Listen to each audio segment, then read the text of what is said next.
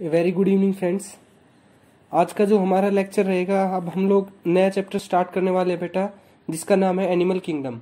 बेटा animal kingdom जो है वो कई लोगों के गले की हड्डी बनी हुई होती है, क्योंकि इसके अंदर बेसिकली क्या होता है, ऐसे ऐसे नाम होते हैं जिनको याद रखना बहुत ज़्यादा मुश्किल हो जाता है। बेटा इस पूरे चैप्टर को पढ़ाने से पहले मैं आपको एक दो चीज़ें क्लियर कर देना चाहता हूँ कि हम लोग जो एनिमल किंगडम है वो इस तरीके से पढ़ेंगे कि हम लोग क्या करेंगे, जो सबसे लोवेस्ट ऑर्गेनिज्म है ना, पूरे एनिमल्स जितने भी एनिमल्स इस अर्थ के ऊपर है, जो सबसे लोवेस्ट ऑर्गेनिज्म है, जिनके अंदर सबसे मतलब कोई भी ऑर्गन चाहे सेल हो, जो सबसे लोवेस्ट सेल होगी, लोवेस्ट तरीके की सेल होगी, उसको हम लोग देखेंगे। और फिर हम क्या करेंगे बेटा, एडवांस की तरफ हम लोग पढ़ेंगे। हर एक ऑर्गेनिज्म का जो सबसे लोवेस्ट होगा उसको पहले पढ़ेंगे और फिर किस तरफ बढ़ेंगे बेटा, एडवांस की तरफ बढ़ेंगे। ये रूल है बेटा एनिमल किंगडम पढ़ने का। अगर हम लोग इस सेंस में लेके अगर इस चैप्टर को पढ़ेंगे ना, तो हमें बहुत ज्यादा आसानी होगी ये चैप्टर को अंडरस्टैंड करने के लिए।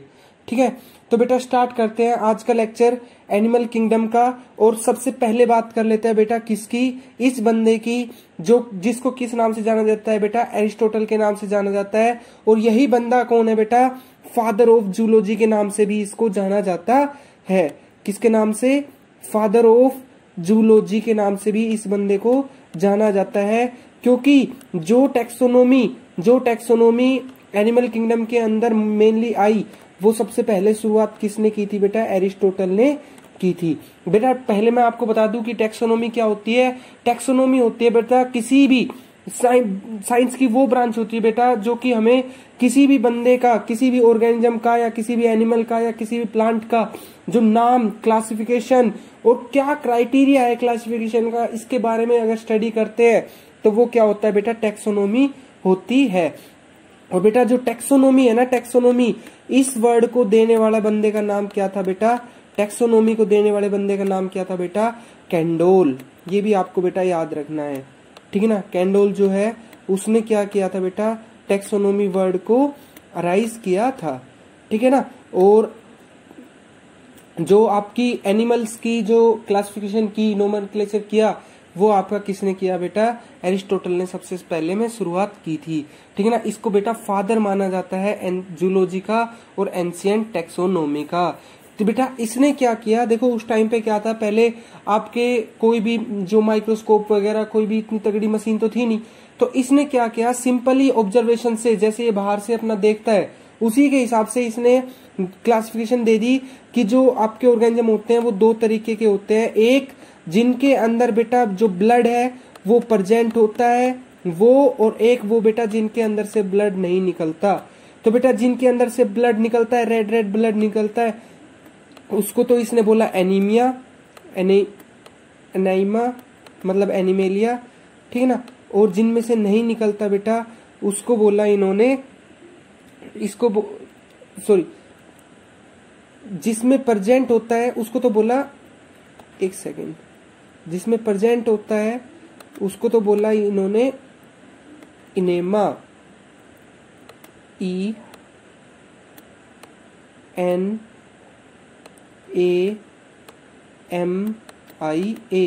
ठीक है ना। और जिसमें प्रेजेंट नहीं होता उसमें बोला बेटा इन्होंने एनेमा,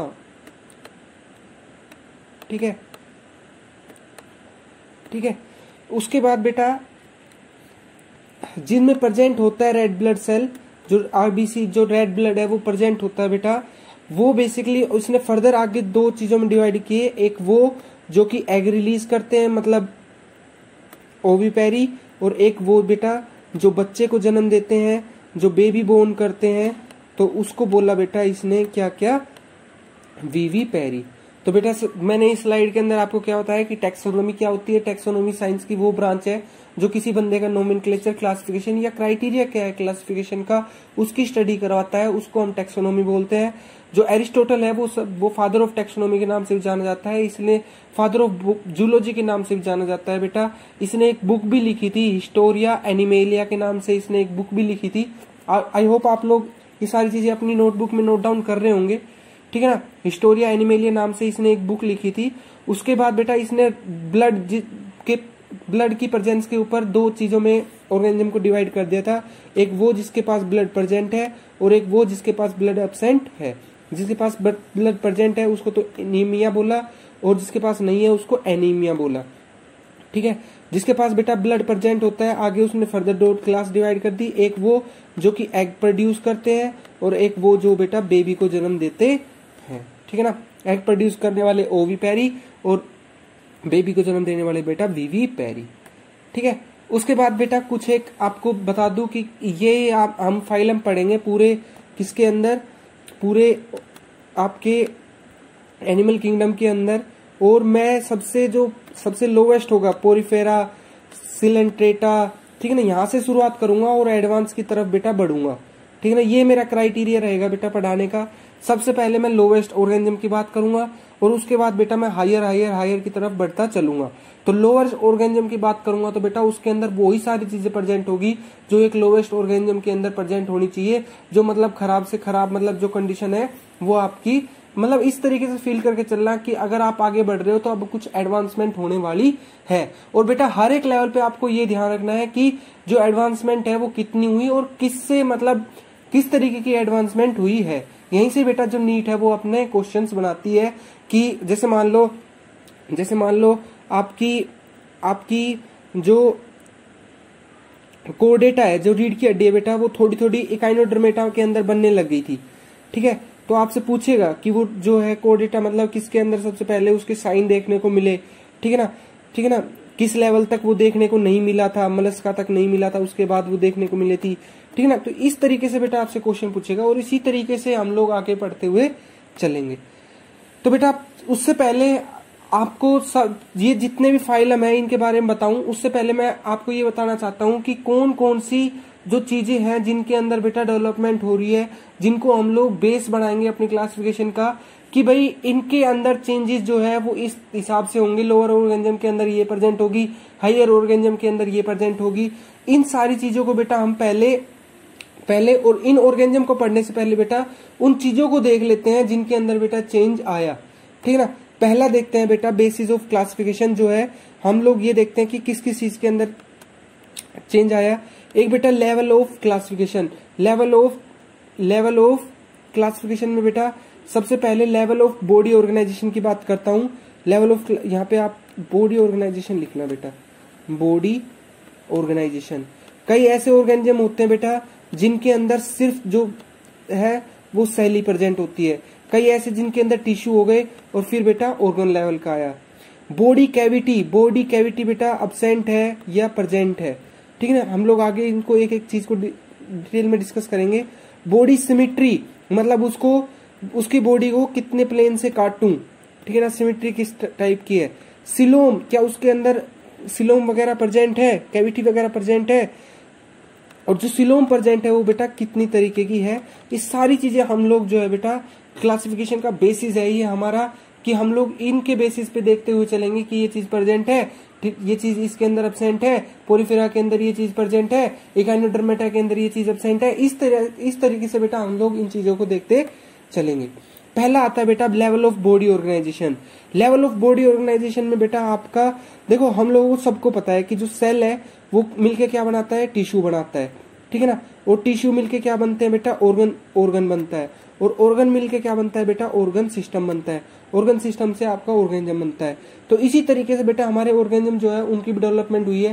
पहले ऐसे ऑर्गेनिज्म थे जो सिर्फ सेल के ही थे, फिर ऐसे आए जो सिर्फ जो टिश्यू भी बनाने लगे, फिर ऐसे आए जो मतलब आपके ऑर्गन सिस्टम में डेवलपमेंट हुए।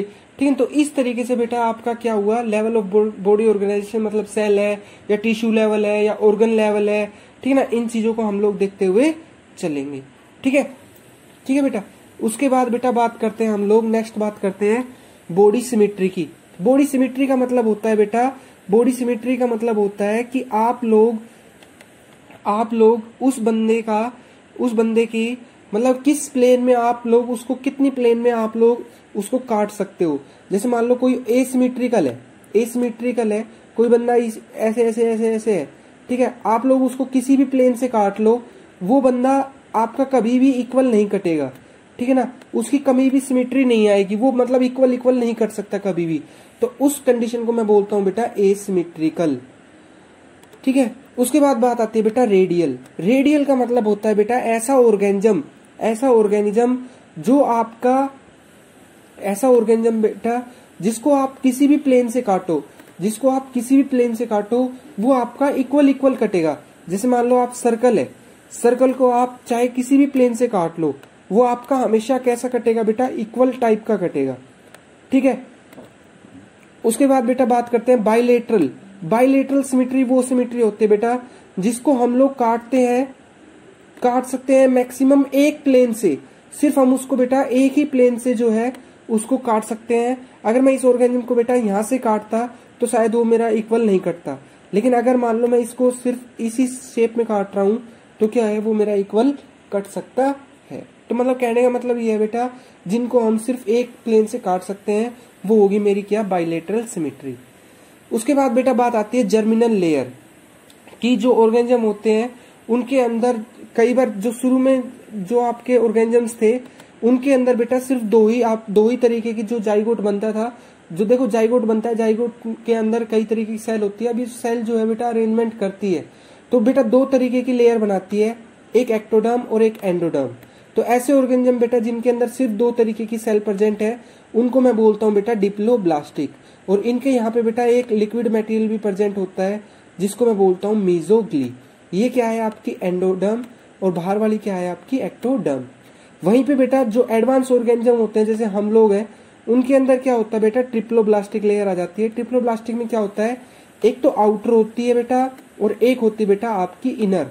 ठीक है ना, एक आउटर होती है और एक होती है बेटा इनर, और एक बेटा बीच के अंदर भी प्रेजेंट होती है जिसको मैं क्या बोलता हूँ, मीजोडर्म। तो बेटा तीन लेयर होगी, एक एक्टोडर्म, एक एंडोडर्म और एक मीजोडर्म। ऐसी कंडीशन को मैं क्या बोलता हूँ बेटा, ट्रिप्लोब्लास्टिक। क्या बोलता हूँ, ट्रिप्लोब्लास्टिक। ठीक है, ठीक है। उसके बाद बेटा बात करते हैं हम लोग, सॉरी वापस चलो। उसके बाद बेटा बात करते हैं जर्मिनल लेयर होगी। उसके बाद बेटा बात करते हैं हम लोग कैविटी की, कि बॉडी के अंदर कैविटी कैसी है। और जो कैविटी होती है बेटा उसको मैं बोलता हूँ सिलोम। क्या बोलता हूँ, सिलोम।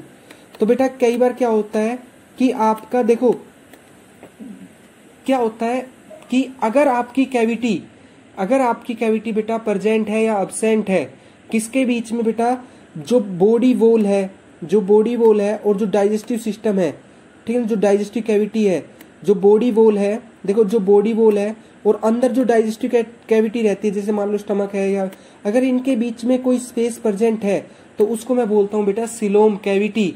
ठीक है ना। तो बेटा अगर देखो कई ऑर्गेनिज्म ऐसे होते हैं जिनके अंदर बेटा अब्सेंट होती है तो उन ऑर्गेनिज्म को मैं क्या बोलता हूँ बेटा, एसिलोमेट बोलता हूँ। ये देखो आप यहाँ पे देखो सिर्फ डाइजेस्टिव कैविटी है, ये सारी डाइजेस्टिव कैविटी है और ये आपकी तीनों लेयर है, इनके बीच में कोई स्पेस नहीं है, तो ये कैसे ऑर्गेनिज्म हो गए बेटा, एसिलोमेट। कई बार क्या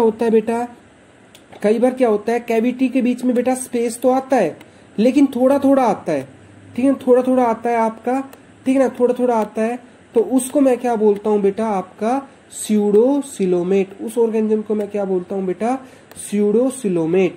ठीक है ना। कई होते हैं बेटा जो आपकी एडवांस है जिसके अंदर बेटा आपकी अटैचमेंट भी है वॉल की और बेटा कैविटी भी प्रेजेंट है, ऐसी कंडीशन को मैं बोलता हूँ बेटा सिलोमेट। क्या बोलता हूँ, सिलोमेट। मतलब कैविटी प्रेजेंट है तो उसको मैं क्या बोलता हूँ बेटा, सिलोमेट। ठीक है, क्या बोलता हूँ, सिलोमेट। ठीक है। उसके बाद बेटा आपकी बात आती है बेटा जो सिलोमेट होती है ये भी दो तरीके की होती है। सिलोमेट जो है बेटा ये भी आपकी दो तरीके की होती है, एक होती है आपकी साइजोसील और एक होती है एंटीरोसील। साइजोसील वो सिलोम होती है बेटा जो जिसमें आपका जो मेसोडर्मल मास है बेटा वो आपका स्प्लिट हुआ रहता है इस तरीके से, ठीक है ना, मतलब कई भाग में स्प्लिट हो जाता है, ठीक है। और एंटीरोसिलोम वो होता है बेटा जो आपकी बेटा जो पाउच, जो आपका मेसोडर्म का जो पाउच होता है ना, जो आपके एम्ब्रियोनिक स्टेज का जो पाउच होता है इससे आपका सेपरेट होता है, ठीक है ना, मतलब जो आपका गट पाउच होता है, ठीक है ना, उससे आपका सेपरेट होता है, ठीक है। ये देखो आप, ये बीच में सेपरेट है, ठीक है ना, ये वाला, ये आपकी सीलोम है, और ये आपका एक बार थोड़ा साफ कर देता हूँ, ये देखो आप, इससे जो है वो सेपरेट है, ये रीजन और ये रीजन जो है बेटा, ये इसकी वजह से सेपरेट है, तो उसको मैं बोलता हूँ बेटा एंटेरोसील। मतलब सिलोमेट भी आपके दो तरीके के होते हैं। उसके बाद बेटा बात आती है बॉडी प्लान की। बॉडी प्लान में देखो कई ऐसे ऑर्गेनिज्म होते हैं जो सिर्फ सेल, जिसमें कई सारी सेल जो है वो एग्रीगेट करके अपना अपना फंक्शन बांट लेती है, तो उसको मैं बोलता हूँ सेल एग्रीगेट प्लान। कईयों में क्या होता है कि आपकी कई सारी सेल मिलती तो है, लेकिन उसमें क्या होता है सिर्फ माउथ और एनस जो है वो, मतलब एक ही जगह से माउथ है और एक ही जगह से आपका एनस है, तो उसको मैं क्या बोलता हूँ बेटा आपका ब्लाइंड सैक, ठीक ना। और एक होता है बेटा ट्यूब विद इन ट्यूब। मतलब कहने का मतलब ये है, देखो इस तरीके से कि आपका माउथ अलग है और आपका एनस अलग है, ठीक है ना। तो मतलब कहने का मतलब ये है कि आप तो एक तो ये ट्यूब हो गई ऑर्गेनिज्म की, और इसके अंदर भी जो है आपकी माउथ और जो एलिमेंट्री कैनाल है वो आपकी अलग चल रही है, ठीक है ना। तो उसको मैं क्या बोलता हूँ tube with in tube body plan. तो कई थे ऐसे थे जिनके अंदर ना माउथ था ना एनस था। अगर खाली माउथ आया तो उसको मैंने क्या बोला ब्लाइंड सैक, और अगर ट्यूब इन ट्यूब आया, ठीक है। उसके बाद बेटा बात करते हैं हम लोग सेगमेंटेशन की। कई ऐसे ऑर्गेनिज्म होते हैं बेटा जिनके अंदर जो प्रॉपर सेगमेंट देखने को मिलती है, उस सेगमेंट को हम बोलते हैं बेटा मेटामेरिक, ठीक है ना। जो सेगमेंट होती है उसको मैं क्या बोलता हूँ बेटा मेटामेरिक। और कई ऐसे ऑर्गेनिज्म होते हैं बेटा जिनके अंदर थोड़ी स्यूडो मेटामेरिक देखने को मिलती है, जैसे टैप वोम वगैरह हो गया, मतलब कुछ रीजन पे सही है कुछ रीजन पे गलत है, ठीक है ना। तो उसको मैं क्या बोलता हूँ बेटा स्यूडो मेटामेरिक। तो मेटामेरिक तो क्या है बेटा आपकी प्रेजेंट है, ठीक है ना, आपकी रेगुलर अमाउंट में प्रेजेंट है, सेगमेंट में आपकी बॉडी डिवाइड है। स्यूडो मेटामेरिक क्या होती है बेटा कुछ रीजन में प्रेजेंट है और कुछ रीजन में ना हो, ठीक है ना। उसके बाद बेटा बात करते हैं हम लोग नोटोकोड की। कई ऑर्गेनिज्म बेटा आप नोटोकोड, अगर आपको जब भी वर्ड आता है तो आपके दिमाग में एक वर्ड जाना चाहिए रीढ़ की हड्डी, मतलब वर्टिब्रा। तो बेटा अगर वर्टिब्रा प्रेजेंट होती है तो उससे क्या होता है बेटा जो ऑर्गेनिज्म होता है वो आपका स्टैंडिंग स्टेट में आपका खड़ा रहता है। लेकिन अगर बेटा वर्टिब्रा नहीं हुई तो उससे क्या होगा, जो ऑर्गेनिज्म है बेटा वो आपका फैल जाएगा, जैसे रायता फैल जाता है ना, इस तरीके से फैल जाएगा बिना वर्टिब्रा के, तो ठीक है ना। तो इसलिए बेटा एनिमल जो है वो दो उसमें डिवाइड कर सकता हूँ, वर्टिब्रा प्रेजेंट होने की और ना होने की वजह से। एक नॉन कोऑर्डिनेट जिनके अंदर वर्टिब्रा प्रेजेंट नहीं होती, और एक कोऑर्डिनेट जिनके अंदर बेटा जो वर्टिब्रा है वो प्रेजेंट होती है, ठीक है ना। उसके बाद बेटा बात करते हैं हम लोग आपका सर्कुलेटरी सिस्टम की, कि जो ब्लड लेवल है बेटा वो आपका कैसा है। एक होता है बेटा ओपन सिस्टम। ओपन सिस्टम होता है बेटा जिसमें आपका ब्लड कैपिलरी वगैरह आपकी प्रेजेंट नहीं होती, सिर्फ आपका जो ब्लड है वो ऐसे ही घूमता रहता है। और एक होता है बेटा जिसमें आपकी ब्लड कैपिलरीज वगैरह प्रेजेंट होती है, तो वो होता है बेटा आपका क्लोज सर्कुलेटरी सिस्टम। और जिसमें बेटा ब्लड कैपिलरी वेन्स आपका ये सब प्रेजेंट नहीं होती, वो होता है बेटा आपका ओपन सर्कुलेटरी सिस्टम। उसके बाद बेटा बात करते हैं हम एम्ब्रियोनिक डेवलपमेंट। अगर बेटा एम्ब्रियोनिक डेवलपमेंट की बात करता हूं तो कई ऐसे ऑर्गेनिज्म होते हैं बेटा जो सिर्फ पहले माउथ बनाते हैं, जो पहले आपका क्या बनाते हैं बेटा माउथ बनाते हैं, ठीक है ना। पहले आपका क्या बनाते हैं बेटा, पहले आपका क्या बनाते हैं माउथ पार्ट बनाते हैं, ठीक है ना, माउथ पार्ट बनाते हैं। तो उसको मैं क्या बोलता हूं बेटा प्रोटोस्टोम्स, ठीक है ना। और जिनके अंदर बेटा आपका एनस पहले बनता है उसको मैं क्या बोलता हूं बेटा ड्यूट्रोस्टोम्स, उनको मैं क्या बोलता हूं ड्यूट्रोस्टोम, ठीक है ना। तो ये बेसिस था बेटा मेरा किस चीज का, क्लासिफिकेशन का। और ये सारे वर्ड प्रोटोस्टोम, ड्यूट्रोस्टोम, ठीक है ना, open system, close system, coordinate, non coordinate, ठीक है ना, सेगमेंटेड, मेटामेरिक, ठीक है ना, बॉडी प्लान कैसा है, ब्लाइंड सैक है या ट्यूब इन ट्यूब है, ठीक है ना, एसिलोमेट है, स्यूडोसिलोमेट है, सिलोमेट है, ठीक है ना, कौन कौन सी लेयर प्रेजेंट है, बॉडी सिमेट्री कैसी है, लेवल ऑफ ऑर्गेनाइजेशन कैसा है। हम लोग हर एक ऑर्गेनिज्म के अंदर बेटा ये जो सारी चीजें हैं बेटा ये हम लोग बेटा पढ़ते हुए चलेंगे, ठीक है। आई होप बेटा आप लोगों को ये लेक्चर जो है समझ में आया होगा। और अगर उसके बाद भी बेटा कोई डाउट रह जाता है तो आप लोग मुझे कमेंट बॉक्स में लिख के बता सकते हो। Okay, thank you guys, thank you so much.